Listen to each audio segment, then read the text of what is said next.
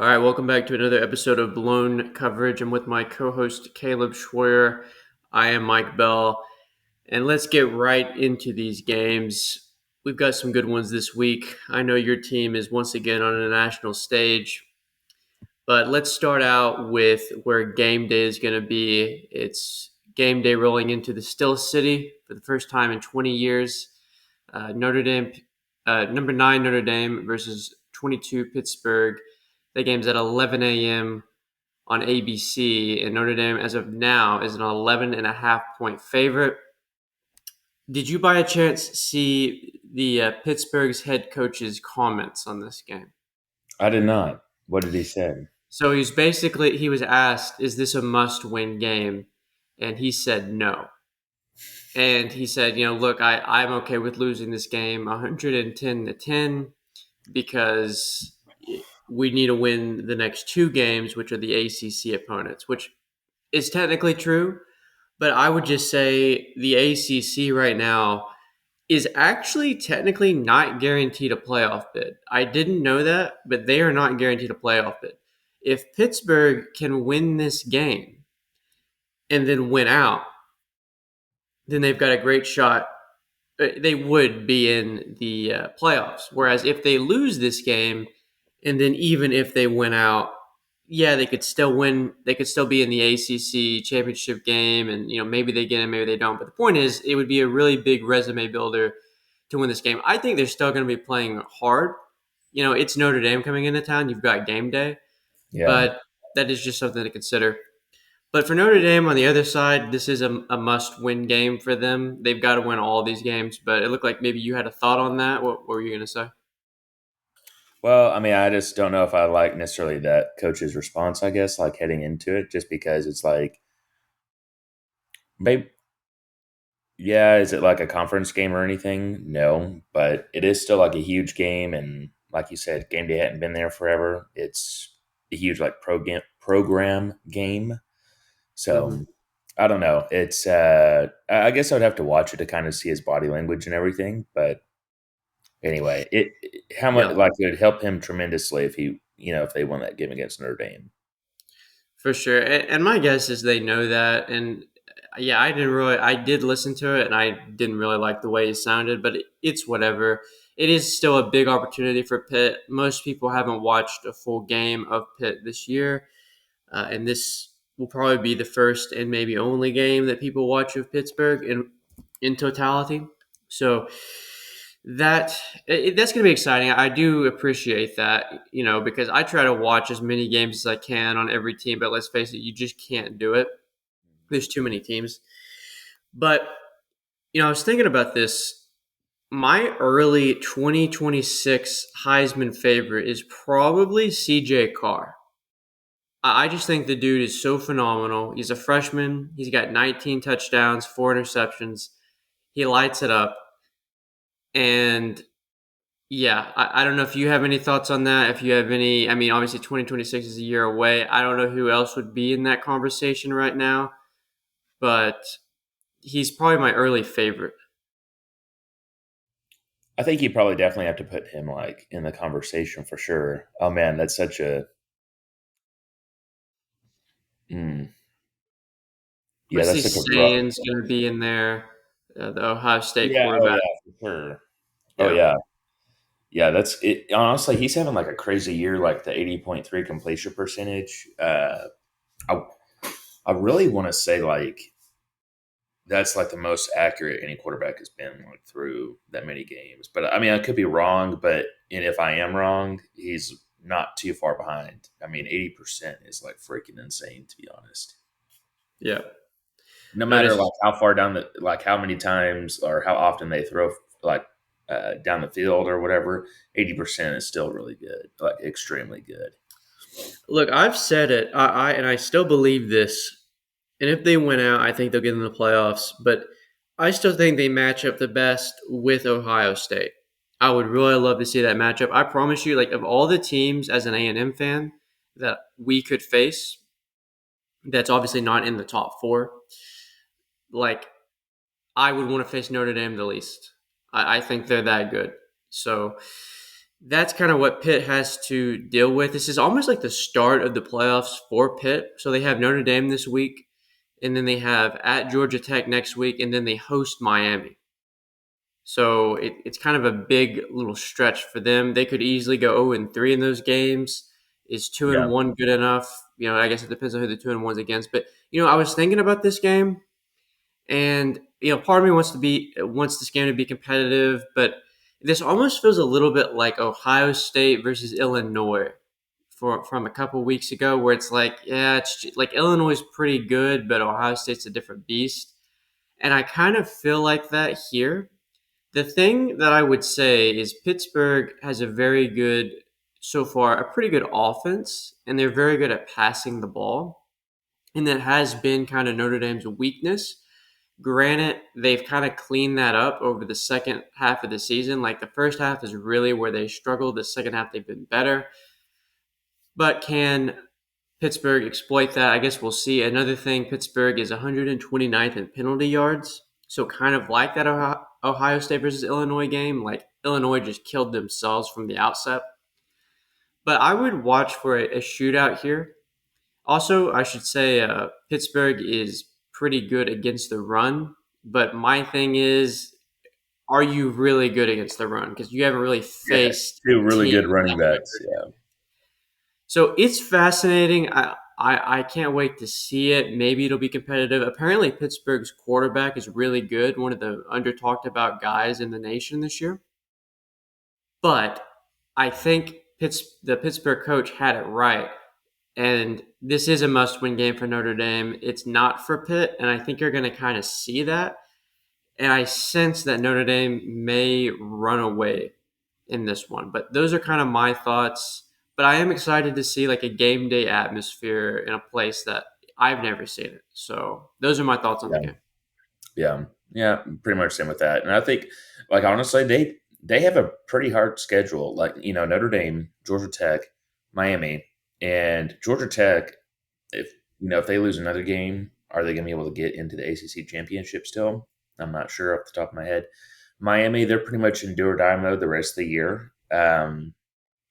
So from a mentality standpoint, Pitt's going to have a pretty hard journey to the end of the year for sure. Yeah, agreed. Agreed. Yeah, they're not going to be favored in probably any of these games. Any of those. Yeah, it's going to be interesting to see the way the ACC kind of pans out. There's even a scenario people are talking about, looking at the rankings. I don't know how this would work, and I would not be in favor of this, but Miami is probably not going to make the ACC title game, but there's a chance they could get in, and then the winner of the ACC does not get in. And That'd be yeah. What's the whole point of the championship then? right, right. So I would rather just leave Miami out, but I think the way that the rankings are right now, I mean, we'll see. Miami only has, I mean, they have Pittsburgh left, and that's kind of it, and they're going to be favored. So we'll see. We'll see. It's going to be a fascinating conference to watch. There's going to be plenty of playoff races to watch. But speaking of playoff races, let's move on to number 11, Oklahoma versus number 4, Alabama. This is at 2:30 on ABC. So this is the game after. Alabama is opened as a 6.5 point favorite, and that line has been kind of coming down. I want to see this opened at 7. In fact, last I looked, maybe it was at 5.5. So it's coming towards the OU side. And I think people are starting to get a little bit more trepidatious about this game just because of OU great defense. We've seen Alabama now start to show maybe a little bit of a weakness on the offensive side of the ball. Must win game for OU. So my question is for Alabama, is their one dimensional offense ever going to cost them? Yeah, And if it did, it seems like it would be here. Now, they're not going to run, like they haven't run the ball this season, but they're for sure not going to be able to do it this game. But OU also has a very good pass defense. So I would expect OU to keep this one close. And also, Alabama can struggle against the run themselves on the defensive side of the ball. This kind of reminds me of the Vanderbilt game in a way. It's a little bit different. I think OU can probably run the quarterback maybe a little bit better. Like they've got just a few better weapons in terms of like being able to be kind of two dimensional, I guess. But that's going to be a fascinating thing to watch. Also, can Mateer throw the ball better? He has been getting better week to week in terms of throwing the ball, obviously coming off that injury. But to me, the matchup to watch most is I think OU's offense is just going to do what they're going to do. They'll put up a few points. They're not going to be completely shut down. To me, the matchup is the Alabama offense versus the Oklahoma defense. This is probably Alabama's biggest test of the year, and probably is going to be their last like big test like that, unless they end up facing like Ohio State at the end of the year in like a championship game or something. But is Alabama, are they going to struggle at all to move the ball? How are they going to do in crunch time versus an elite defense that needs to win? OU is a top 15 defense in contested catches. And I'm curious to see, because they've got to be aware of it as well. They struggled last week against LSU. Is that the start of something, or do they fix that? So, this is going to be a very interesting game for me. I don't know how I feel about it. I could see like all scenarios happening. Like I could see OU just laying a dud and just not being ready to go to Alabama and win. But at the same time, I could see Alabama just not really having the offense to play with OU's defense. So it's going to be interesting. Those are kind of my thoughts. What are your thoughts on the game? I think the main thing is whose defense is going to hold up the best. And, as far as the season goes, you can probably, out of the two defenses, trust OU's a little bit more. And I don't know if Alabama struggle Alabama, yeah, they didn't look the best last weekend, but that's a huge emotional rivalry game. How much of that played a part in that, I'm not sure, but I don't know. I think if OU is able to establish somewhat a run game, honestly, I think they can really potentially upset Alabama. You know, OU's in that same mentality as, they can't necessarily lose another game if they want to have a chance in the playoff. Alabama, I mean, I don't think that Alabama has that mindset that they can lose by any means, but I don't know, maybe who has more of an edge mentally. I think this game will kind of show that. I think OU's defense pretty well rounded. Yes, can they let some runs go from time to time? But that's just not Alabama's offense this year. They haven't necessarily been able to put a good. I mean, they've had like a couple games where they've had like an okay run game. So I'm not necessarily too worried about that.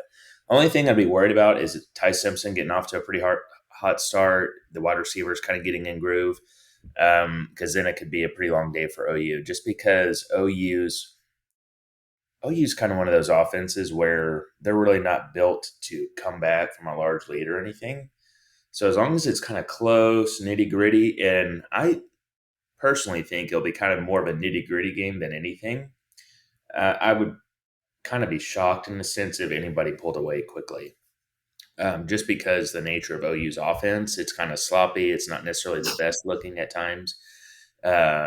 And with Alabama being so one dimensional throughout the year and OU's defense being pretty good, just both passing and rushing, OU can just kind of hone in on the passing game and lock that down. And, OU's got a really good defensive line. So anyway, I think it'll be a very interesting game, and it's a good 2:30 game too. It'll be a great pregame for me personally. So Yeah, no, this is gonna be great. It's also, if OU wins this game, mhm. and you could say the same thing for the Texas game, which we'll get to, but it's really gonna shake up what the committee is gonna have to do. Like you're just talking like potentially getting six SEC teams in the playoffs, like. Because Alabama and Georgia, if they lose this week, either one are not going to just drop out. They're going to Yeah, drop. they're They're not. not going to drop out, and then they're probably going to win the rest of their games. So, Oklahoma, that is. So, it is going to be it is going to be fascinating if OU can pull this one off. What's going to happen? Because again, we said this earlier. Like, don't forget how high people were on OU prior to Mateer getting hurt. Yep. You're And supposed to I be was one getting of those better. people too, to be honest with you. Actually, I Oh think yeah, we yeah, both. same here. Yeah. Yeah. Same here. So So I let's think, stick yeah. with 230 and let's go to 21 Iowa. By the way, Iowa only dropped one spot after losing to Oregon, and which I agree with. By the way, Yeah. uh, Well, I, for I sure. would I don't like to see them. I wouldn't like to see them be dropped from the rankings. Going against number 17 USC. USC is a 6.5 point favorite, and this game is on the Big Ten Network. So it's not on ABC, CBS, ESPN. It's on the Big Ten Network. So it's a little weird. They couldn't get it on national television, but whatever. You were telling me beforehand, I know you hate USC. I don't think you hate USC so much as you just don't like Lincoln Riley and you like Iowa. What are your thoughts on this game? What are going to be the keys for Iowa to pull the upset here? Basically, almost do what they did with Oregon last week. Just really lock down the USC wide receivers. Just try to make it as ugly game as possible. I think Iowa will actually have a better chance of having a better, more effective run game than they did last week. USC's run defense is not as good as Oregon's defense, or as Oregon's rush defense. Um, the thing with Iowa is, can they get a pass game going?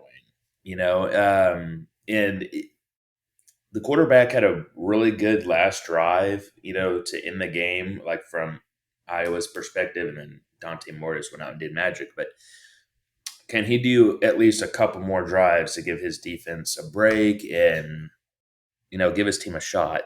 If they're able to do that, I think Iowa probably has a pretty good chance of winning the game. And USC's offense, you could argue, is probably one of the best in the nation. Their defense is obviously spotty. It's maybe one of the better defenses Lincoln Riley has had throughout his time there for sure. But if Iowa can keep it like close, hey, that'll be good for them too, because I think that's really hard to do for USC in a Lincoln Riley offense. Like low scoring game, that's pretty hard to make happen, to be honest with you. And yes, I know, because I had to deal with that crap for like,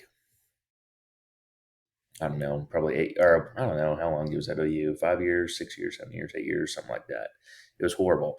So, anyway, but yes, I am, after last week, I've always kind of liked Iowa a little bit, but I plan on watching whatever Iowa game I can each and every week.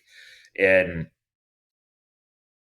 USC's third right now in the Big Ten. Iowa's back like around the 6 range.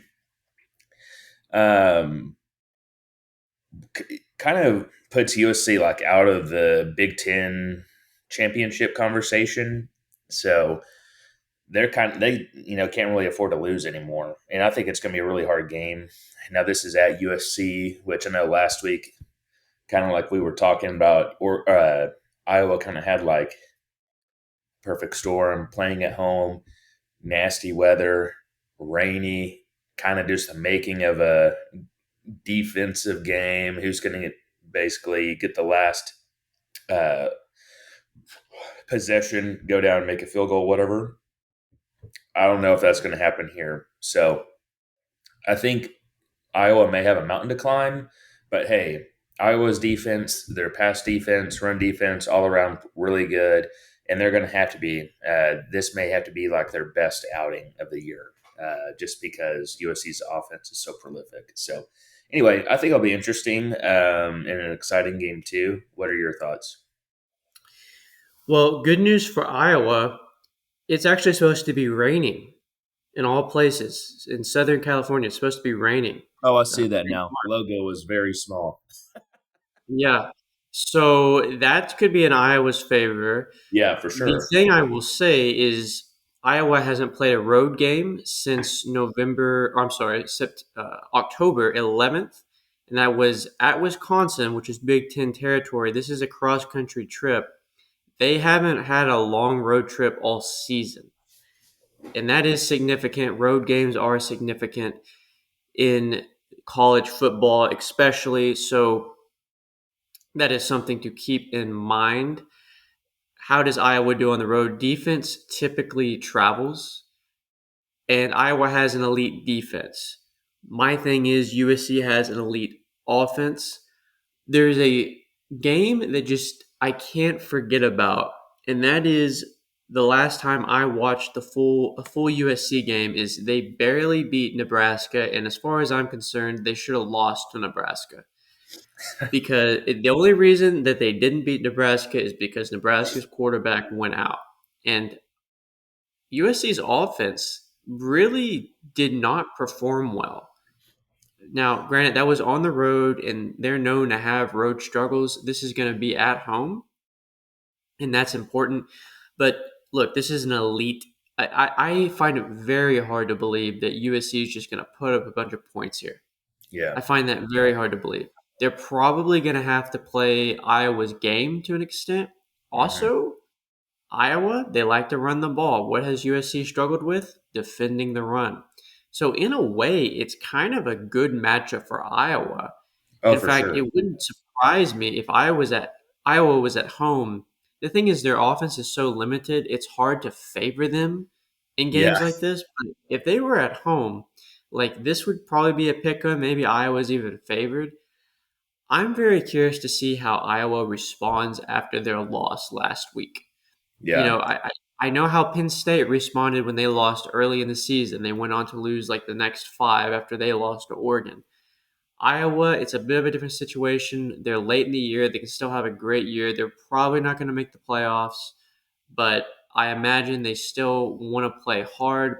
But is there any sort of like jet lag effect? Like, okay, we're coming off a big game. We were a couple plays away from winning it, and now we got to go on the road to USC. So definitely curious from the Iowa angle, how do they respond? Hmm. And look, if USC can pull this off, it would be a good win for them. And I would argue it's probably a good win for college football in the sense that that sets up USC Oregon next week, and that will be a fun game to watch. You know, no one's really talking about USC for the playoffs, and I get it because they got to face Oregon. But Yeah. they're a couple wins away from being in that conversation. So, Oh, for sure. And they could go in there and beat Oregon. That's definitely yeah, not out of the cards, I think. My it's not. It's not.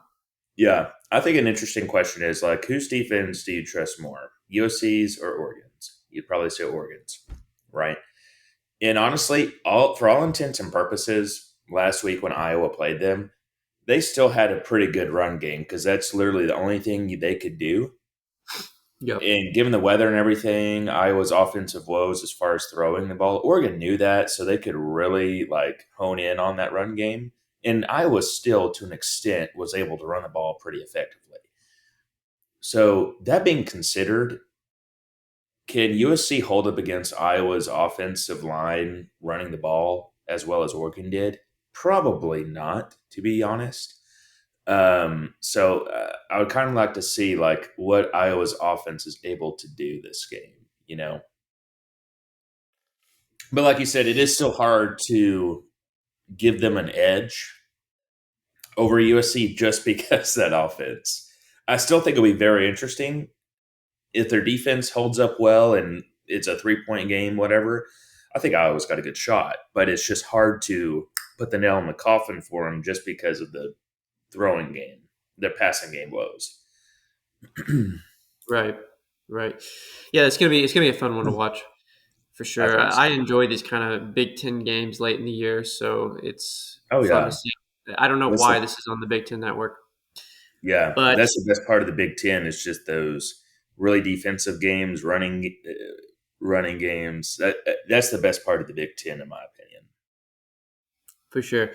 Okay, let's move on to 6:30 now. This game is on ABC, Mm-mm. and this is going to be number 10 Texas versus number 5 Georgia. Big game for both squads. Caleb, this is your team. I'm sure you have a lot of thoughts on it. You've had 2 weeks to think about it. Yes. Texas coming off the bye. Tell me what you think. Go ahead. Well, it was awesome to have the bye week this past weekend, so my heart could have a rest. I would like to say that first and foremost. And it's going to probably be on a stringer this weekend. So Not necessarily looking forward to that aspect of it. But okay, my main question is: can Sarkisian beat Kirby Smart? Um, and it's at Georgia. I think it's a big culture moment for Sark in Texas. Um, I think like Georgia's offense has come on pretty well the last couple weeks. So is that a little concerning? Yes. And we have been allowing like people to pass the ball on us more and more kind of throughout the year, and I don't necessarily like that. And Gunnar Stockton has thrown the ball pretty well this last month or so, and with him being able to do that, they become a little bit more balanced on offense. I'm not necessarily concerned about Georgia's run game. I'm a little worried about that pass game and how that will affect the run game. Okay, if our I think the main person that we're going to have to watch is Zakarian Branch. If we're able to contain him somewhat, the only other person I really see as a threat is their tight end Delp. Okay, and we have good coverage linebackers.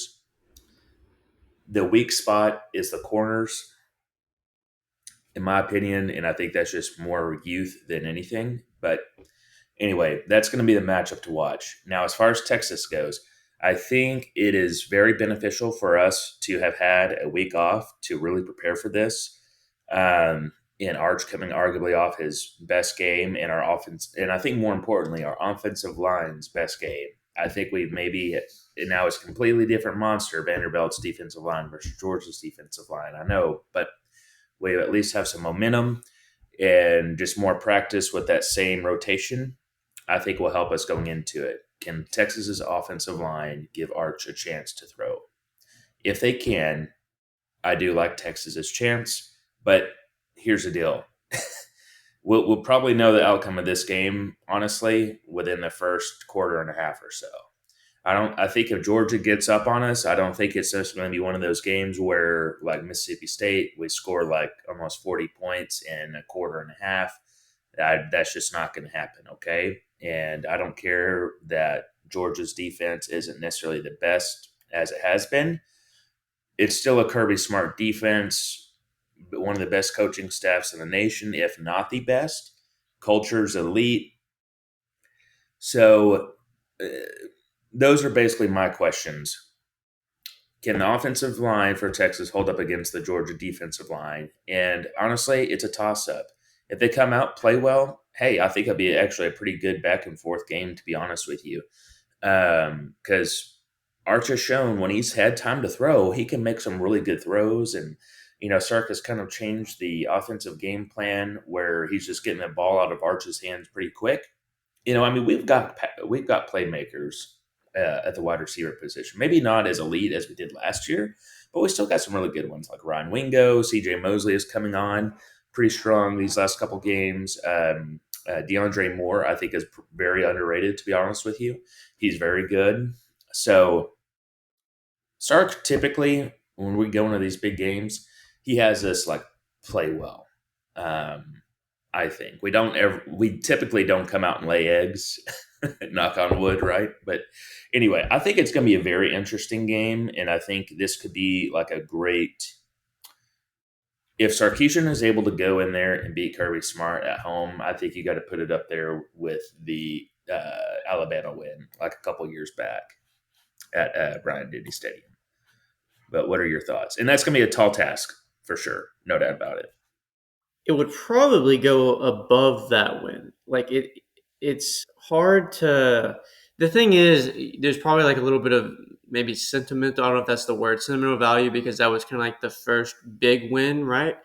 For Sarkisian, like big win like that.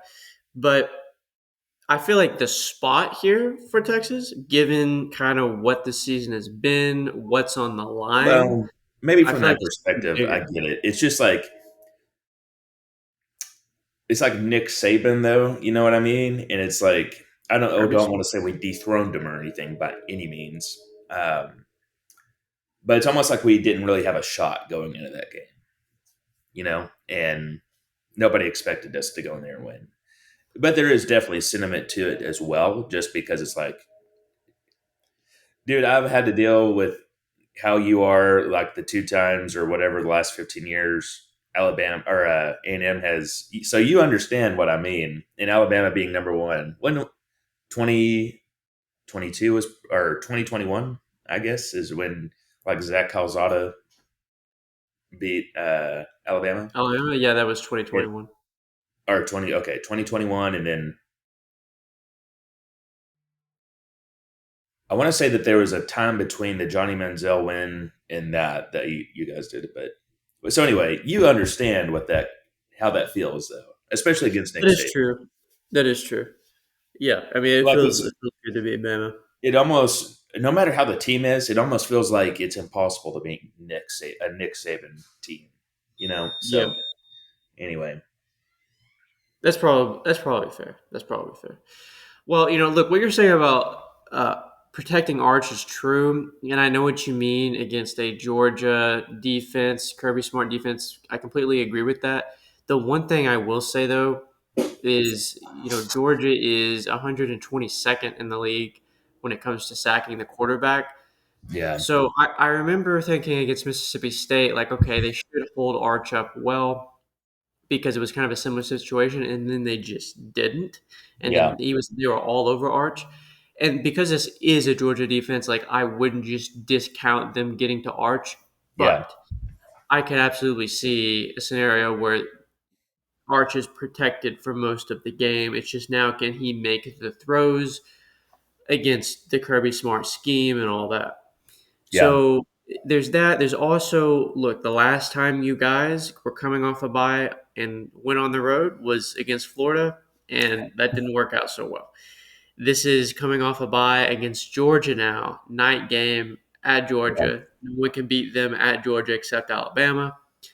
So that's kind of a big thing. Like, is Arch ready for that spot? He's had similar spots now to kind of prepare him. He had at yeah, Ohio State, at Florida, and he's had kind of some comebacks now as far as Mississippi State, Kentucky. Mostly Mississippi State, Kentucky wasn't really him, but it does seem like this is what I'm curious to see. Is I keep hearing, and I've heard it from you and I've heard it from others, that Texas is kind of gaining momentum on the offensive side of the ball. I know what you mean by that. I've seen that. The final quarter of Mississippi State, sure, and then against Vandy, they absolutely were very good. Can they do that over multiple weeks in a row? Because the way that I see it, I still see that that has only happened one game, and you did it against Vandy, and you did it at home, but you did it.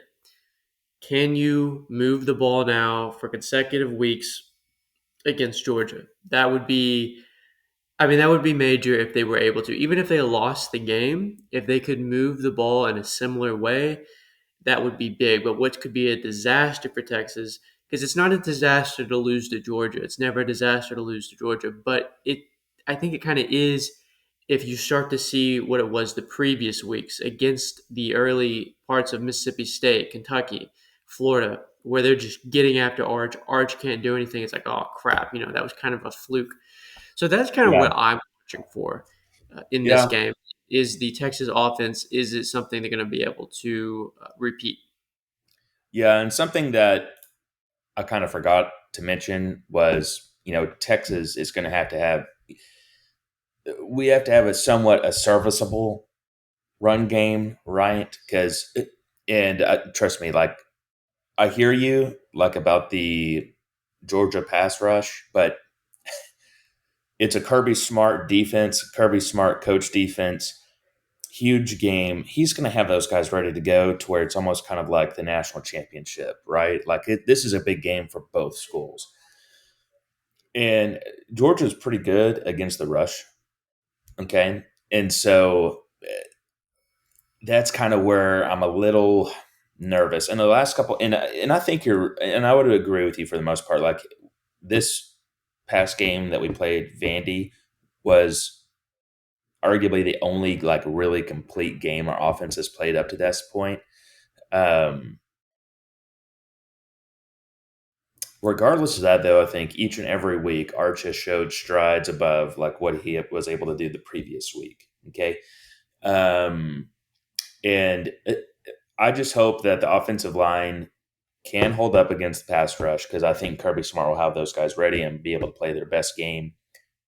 I just hope that we can have somewhat a good run game and just get the ball out of Arch's hands quick enough. Maybe use the pass to set up the run, and I think I'll be a back and forth game just because like I've said a couple times on the show, Gunnar Stockton came in last year in relief for Carson Beck in the SEC championship last year, and he led them to a victory, which hard thing to do, So I really do think a lot of Gunnar Stockton and their offense has been coming alive here recently. So I think it'll be a tough ask for our defense too. Agreed. Yeah, that's going to be a fun one to watch. Okay, I say we kind of open it up now and we just talk about whatever other games we want to discuss right away. The first one I see, and I don't know how good of a game it'll be, but it's just the first one I've kind of seen here, and that is South Florida versus Navy. Hmm. They continue to kind of sort out who that group of five team is going to be. South Florida needs to win out, might be between them and Memphis, and maybe even JMU, James Madison. So Navy, just by the way, it shows that Navy was kind of fraudulent. Like USF is on the road, and they're a 9.5 point favorite. So over Navy. So just kind of goes to show you that, you know, one USF is pretty good, but two Navy's kind of fraudulent. But um, let's see what else. Oh, just quickly, Virginia against Duke. Duke 5-4, yet still in this thing for the ACC. 4-1 in the ACC. Duke is favored in this game against Virginia by 4.5. So we could be in for more chaos. I'll be probably excited to watch that one. What's the coach's name? Manny Diaz. Yeah, Manny Diaz. Mm-hmm. I do wonder if these losses are affecting his desirability. I don't know because Duke's a tough place to win at, but It is. Yeah. And Mike Elko, I mean,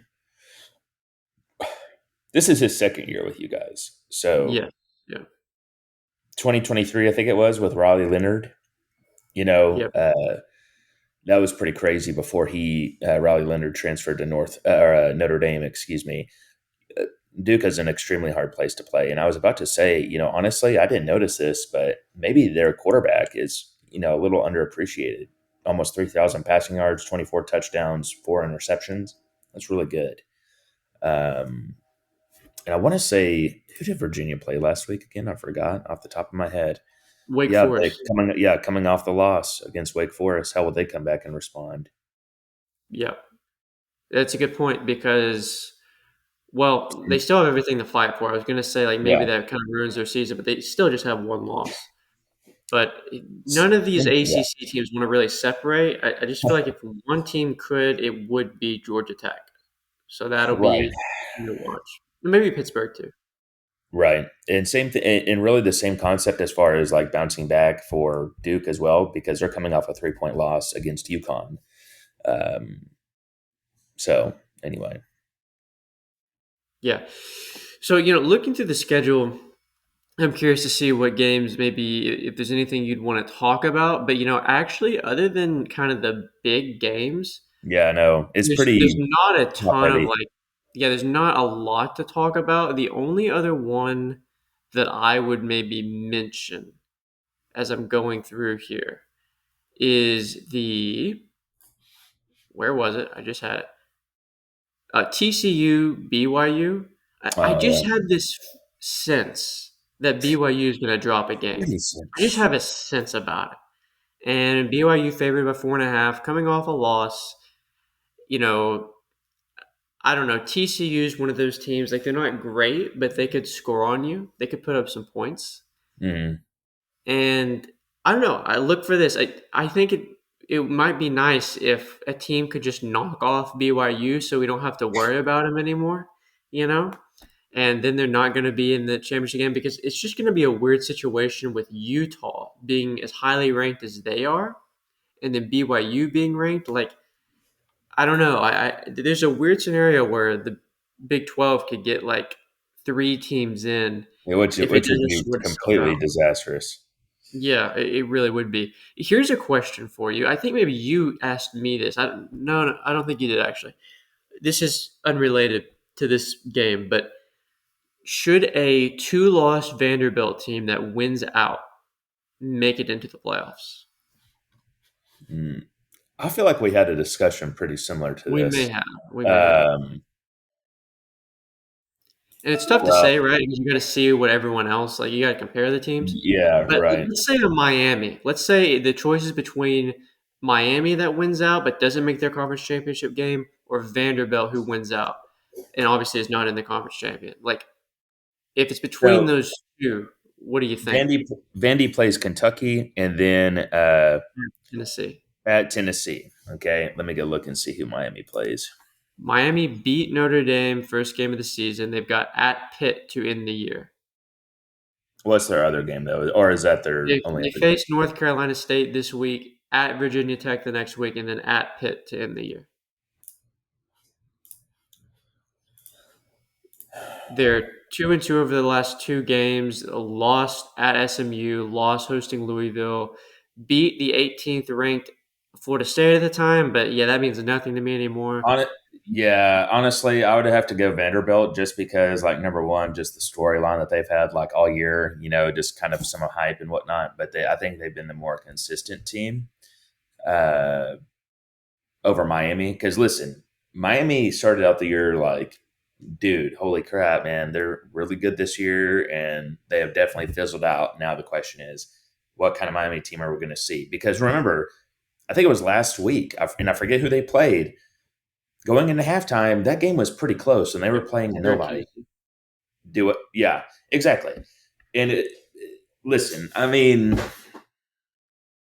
yeah, should that game have been that close that long? Probably not, from Miami's standpoint. So I think it'd be better for Vandy to get in, just from the sole fact that they've been more consistent. Miami's had maybe higher highs, but also I think lower lows, whereas Vandy probably upper to middle.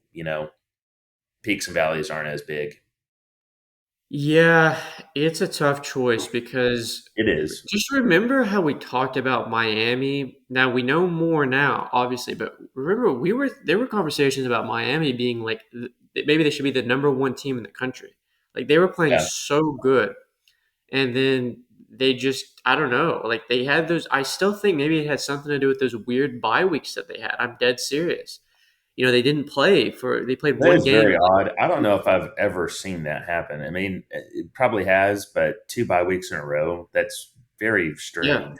right, Very, right. So very strange. it is very strange. So but then you just have to look how the team finishes. My only thing with Vandy is like, well, do they have because at the end of the day, Miami does have the win versus Notre Dame. They have the win Yeah. versus USF. And you do have to honor the fact that Florida was fighting for it all. I don't know what you think about the Florida win, whatever. And then this is assuming they beat Pittsburgh at the end of the year. Vandy, who is their like best win right now? They're going to have Tennessee at the end of the year, so they'll be beaten at Tennessee. So that's I would one. probably say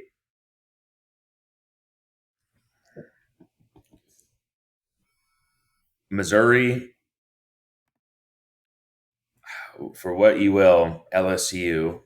And I know the Auburn game's unranked that they played last week, but I still think that is a pretty good win because Yeah. their defense. What's funny is throughout this year, their defense has been fantastic. But last game, their defense let probably the most points be scored on them this year, and their offense came alive. So kind of a weird game for Auburn, but I think Vandy has like three quality wins. Now Miami, yes, they do have the win over Notre Dame. That is probably a better win than the Missouri, LSU, and the Auburn games for sure. So I do think that Miami has one better win. I just don't know if Miami played the same schedule as Vandy. What would the record be right now? You know what I mean?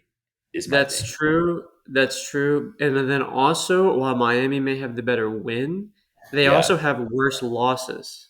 You yeah, know, that's true. it's Because relevant. They Vandy's lost to two top 10 teams. You know. right at Alabama, at Texas. So, Hmm. and then if they were to beat Tennessee, I imagine Tennessee would still be a three-loss team at that point, and then to go to Tennessee, that's impressive. So, I'm kind of with you. Rivalry game. Yeah. Yeah, I'm kind of with you. It just depends, and I'm sure there will be other scenarios that'll play out. Some tough Listen, and that kind of calls. sucks just because,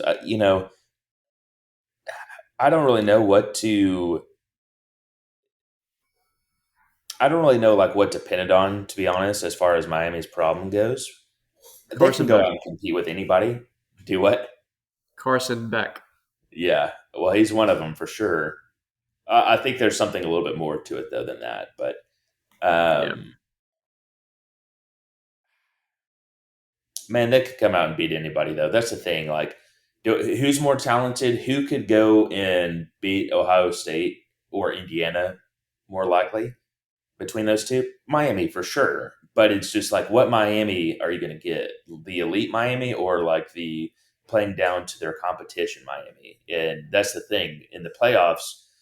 You don't want to have an up and down team like that per se. You would just want to have kind of a steady hand, so to speak. I guess. I don't know. I could be wrong on that, but I personally would much rather have like know what to expect. I guess. I don't know. It could be kind of interesting too because Miami could go on a crazy run potentially, and talking about a Cinderella story kind of thing. Yep. Yep. That's actually a good question too. If Miami got in at that 12th spot, and because if they did, I mean, and they fired on all cylinders like they were at the beginning of the year, could they go to the national championship? There's potential. It's how do they show up? I guess. Yep. All right. Is there anything else you want to talk about? Anything else on the schedule? Any quibbles you have with A&M being number three and not number two? Anything you want to discuss?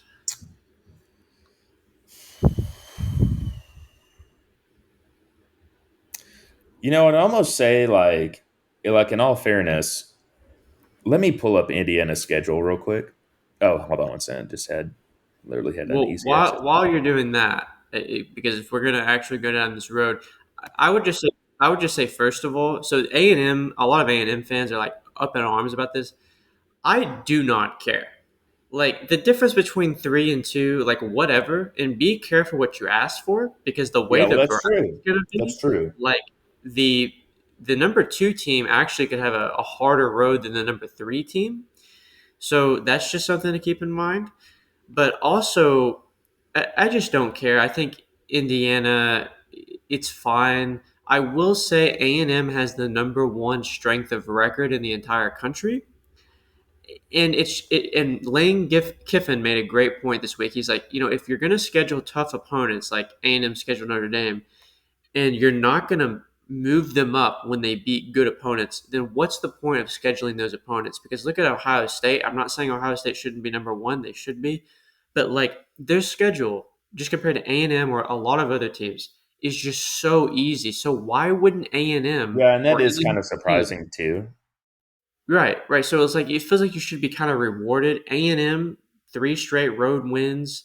They were ranked at the time. LSU and Missouri, not Arkansas, obviously. I get those teams have kind of fallen off. I completely get that. But look when they played them. Look what was on the line. To me, the resume is better for A&M. Do I care? No. Like I think it's very close. I think Indiana has an argument too, and I don't really care that much. But that's all I have to say about I it. Yeah, I think the only thing like if I were in your spot is SEC title. What about it? I mean, that's just mainly that's what I would focus on. Oh, Uh, that's what you'd worry about? Yeah, yeah, I agree. Like, I wouldn't worry about the difference between the number two or number three ranking. Like, yeah, that just doesn't matter. yeah. I mean, Indiana's played Oregon. Or what was Oregon at the time? Like, I think Oregon was like top five or something like Yeah, that. But yeah. I think there were I mean, three, actually. yeah, they played Illinois, beat the crap out of them. I don't know. I think it's like I think overall, like I think A&M's probably like had a more consistent like hard schedule. Okay, and there are some questions about that schedule. Okay, but Indiana's schedule, it's like, yeah, they have a, pretty some top heavy opponents, and then some of like, man, okay, these aren't really like this should be a problem, kind of opponents. So Right. anyway, and what was the other thing? I forgot what you said. I mean, that was it. Nothing really. I was just looking at the rankings and the playoff committee. There's nothing I really have a quibble with. I think it all seems fine. I like that they kept Iowa in there, Yeah, I and do too. yeah. But other than that, for me, I think that's kind of it for this week in terms of what I have to discuss. But Yeah, yeah, I don't really have any issues with really which really, I guess, for all intents and purposes, we have just got to just shift our focus from the AP poll to the playoff the rankings. rankings, right, right. The Up to playoff this rankings. point, I really don't have any issues with it. I don't have any issues with it, but like, let's ask this question just for craps and giggles, I guess. Ole Miss, Texas Tech. What do you think about that one? So I don't have it pulled up right this second. So Texas Tech is Texas six. Tech Ole is Miss 6 is and Ole Miss is 7. Yeah, that is an interesting one. And I'm go ahead. I'm okay with it. Again, like it's hard to say. Yeah, I think Ole Miss is probably a little better, but yeah. Texas Tech, at the end of the day, they're one. Well, here's the thing. I'm going to talk myself out of it because the Big Doesn't matter. 12, Yeah, the Big 12 just doesn't have good teams in there, you know. So whereas Ole Miss, they haven't had the hardest schedule, and yeah. look when they face the big teams like Georgia, look that's their only loss, but they did beat OU in OU, and who else did they beat? They beat uh, another ranked opponent. God, who was it? I want to say Tennessee, but I don't know if that's correct. Well, they had another big game. I know that they won. That Well, it they was LSU. LSU is the one I was thinking of. Yeah. Which Yeah, look, I know what LSU is now, but at yeah. the end of At the the day, time, though, they were 4. Okay. right. So I And would could actually Texas probably Tech go Ole go Miss. and beat Oklahoma?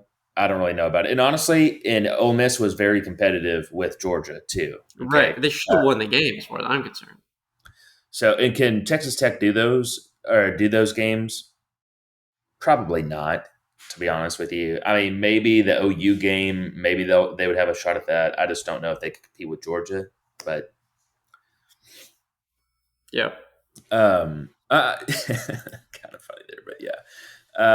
I was thinking like just the top of my head. First thought was, okay, better defense, maybe give the edge to Texas Tech, but Ole Miss's offense is just so prolific, and it's not like Ole Miss has the crappiest defense. It's definitely not good, but it's not the crappiest. Like, that'd be my only concern with Ole Miss, like going to the playoffs. I think the playoffs, you've got to have like a really good defense to kind of get you through, because sometimes it's going to be pretty sloppy football, and if you don't have a Mhm. good defense you can rely on, I mean, it's going to be a little problematic for you, to be honest. Yeah. Yeah. Just quickly, like I just do have to say how I feel like there's got to be something. So the SEC is going to 9 games, 9 SEC games. I feel like the Big Ten's got to start doing the same because Oh, when well, you for do sure. look at Indiana's and Ohio State's schedule, like you just and by the way, this was the chaos problem with the ACC until they all just took each other out. And no one's good, but the problem is so many of these teams don't face each other, and you end up with Yeah, these situations where like Ohio State did face Texas the first game of the year. But then after that, like you host Minnesota, at Illinois, which I'll give them credit for that. I think Illinois is actually a decent team. But yeah, then at Wisconsin, Purdue, yeah. Rutgers, They have a it's just crappy so many schedule, man. teams. Yeah, yeah, like Like, UCLA, maybe which is like, okay, Washington, Illinois, and I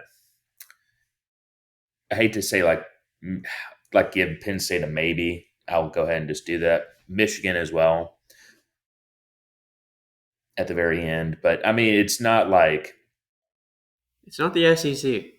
Yeah, I mean, it's definitely not for sure. And to your point, they're both like Big Ten and SEC, both super conferences, right? Those two conferences should somewhat be almost mirroring each other as far as scheduling goes. Like, not necessarily like they basically just need to. Yeah, actually, I would They both just need to have stop it 9 there. games. Yeah, yeah, exactly. Just so it's not like as problematic and there's more consistent football. Because to be honest with you, there's a huge thing right now, like in that kind of like we talked about a little bit like last week, like Texas, we scheduled Ohio State at least, and we should somewhat still get some credit for doing that. In Ohio State, yes, they did schedule us, but I don't know. Other than that, gosh, they like their non-conference games were like crap. And honestly, though, it almost kind of makes you think like, and there's always that debate every single year, like non-conference games, like should you do the cream puffs or the big schools? And every year there's always somebody on the fringe of getting out, getting in, getting out that maybe didn't have enough like good conference games and their non-conference, they scheduled somebody good or vice versa. Okay. And so, I don't know. And maybe that's a good question too. Like, is Ohio State truly? Listen, I think they're probably worthy of being number one, but would maybe that shine diminish a little bit if they played a couple harder schools more consistently? Probably. Right. Right. That's the thing. Like, you really don't get to know until like the playoffs. I mean, they have at Michigan, so yes, maybe that is one. It just feels like that's kind of a good matchup for Ohio State, but you never know because that's a Yeah. rivalry game. You said that last year, right? But like, yeah, it does make you wonder. Like, so there is separation now with Ohio State and like the rest of the league in terms of the way they're favored. But is that just because they haven't faced anybody, like you're saying? So I don't know. I guess we'll see. I guess, and maybe that hurts them. By the way, maybe in playoff time, like they're not Well, I as think ready. so because I think that like I think for instance like not necessarily SEC versus Big Ten by any means, but just say any team that's had a more harder, consistent schedule, they're going to be more battle tested and kind of know what to do in certain situations. Which I'm telling you, like I was saying a few minutes ago, winning a good defense in the playoff, just because it's going to get nitty gritty and ugly, and you need to count on your defense to go, hold down the line, whatever the case may be, and like let's face it, up to this point, Ohio State hasn't necessarily like. Yes, I mean, aside from their first game against us, what's their? They haven't necessarily played a team that could potentially beat them, like No, realistically, they haven't. Like, and that doesn't. That's not a good thing for the team either, right. because that's The going to make only them game more they ready. have on the schedule, it was the first game against Texas, and then the Yeah, last game against Michigan. Every other one, like they weren't going to Illinois and losing. Like the one that comes closest to me is maybe at Washington, just yeah, because no, yeah. Washington hadn't really defined themselves yet. Tough place to play. I And get at it. halftime, that was a pretty close game too. To be honest with you, like I want to say maybe it was six to Yeah. three or something. Like it was Yeah. like very low scoring and stuff. And then Ohio State pulled away. But look at the end of the day, though. Look at those teams. Yeah, I mean, you could have had Helen Keller throwing the football back there for Ohio State, and they could have scored some points still. I mean, they've got talent all over the place. Washington's good. I think their coach is good, but I don't know. Uh, Yeah. I'm with you. I'm trying to think like. Do you know off the top of your head if Indiana plays Ohio State? They don't. No, they're only going to Probably play. until the Big Ten championship if they Yeah. both went out or whatever. But which I think that would be a very, very That'll be interesting interesting to see. game. I mean, talk about a litmus test, for both teams, really. Oh yeah, for sure. But up to this point, I'd probably argue and say Indiana has maybe had some harder tests per se, but not too far ahead because at least Illinois has, or excuse me. Well, both teams have played Illinois. Indiana played Oregon. Yeah, but at Iowa, Yeah, at Iowa. mm, that's a tough one. And Yes. then at Penn State, I will still say is tough. Yeah, it's did not the Ohio best State team, but play it's at Penn State, or I think that was at Penn State, if I'm not mistaken. Indiana, Or yeah, at Penn State. yeah, Ohio State hosted Penn State, yeah. but yeah, Anyway, it's tougher schedule, more respectable for Indiana, but still not the best. yeah, But for sure. And that's crazy too. Just because there's really good teams, the Big Ten, right? right, and this is what I I was gonna mean, it's say. like, don't get me A lot wrong. of There's it still, a lot of it is just like the Big Ten teams need to get themselves together. Like USC needs to be better, even though they've been better this year. You got to think Michigan's going to get better. Nebraska needs to make a comeback. UCLA, although UCLA seems like a long way away. Washington, right, and then obviously Penn State. So it's just a lot of these teams just aren't performing right now. yeah. That I mean, it's not to say that like the SEC, there's teams that definitely have easier SEC schedules, but I feel Yeah, like you there's more. Oh, really, pal? I'd say last year maybe there's an argument for that. I don't last know year, about this. absolutely yes. Not this year though. But It's better this year. I'll say. so in other words, yes, good schedule. Um, Okay. um, gosh, what was I going to say? I just feel like there's more of a. Gosh, I was trying to think of a D word. There's a huge difference between like the SEC week or like, gosh, what am I trying to say here? The middling teams in the SEC. Maybe you're talking about the depth of the SEC. Yeah, I mean, there's definitely an argument for that. But what I was trying to say was, it seems like at least there's more SEC teams that have like a more consistent, harder schedule than the other Big Ten Yes. teams do. Disparity, maybe, I guess, is the word I was trying to think of. But I think that's the case because, like you said, Ohio State, like, look at their schedule versus like some of the other SEC teams, um, like pretty much any other SEC team, you could say, oh, okay, they've, 3, 4 teams. And needless to say, we still have 3 to 4 games, which arguably are some of the bigger games of the season, especially the very last one, just because it's rivalry week. And for the most part, the majority of the SEC teams, rivalry week, it's going to be like a double ranked matchup. So for the most part, a couple teams will be like that for the Big Ten. But anyway, it's sad that we're coming down to the nitty gritty of the season. I guess it really is. It feels just like it started yesterday. It is, but we at the same time have some very exciting games to still get to. Yeah, we do. Playoffs, conference championships, and rivalry week. So I'm looking forward to it. I know. But with that said, I do have to go now. So I say we wrap this up. And yeah, it's been another episode. And I guess I'll talk to you next time. All right.